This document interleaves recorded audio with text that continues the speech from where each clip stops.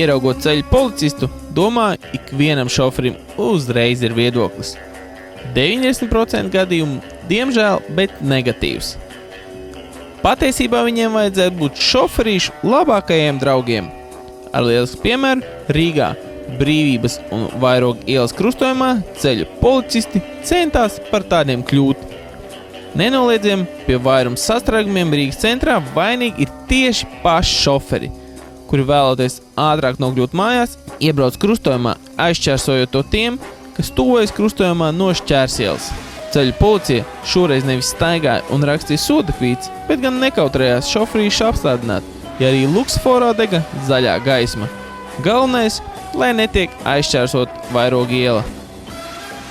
Protams, vairāk šoferi izteica klāju neizpratni.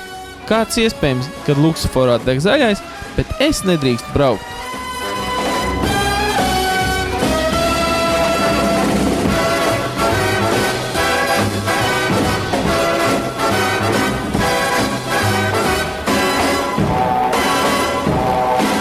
Šis ir viens no labākajiem piemēriem, kā policistiem kļūt par šoferīšu labākajiem draugiem. Un tas daudziem var likt piebremzēt pārbraucot krustojumu, ja redzat, ka vietas jūsu auto, lai tā neašķērsot brauktuvi, vienkārši nepietiks.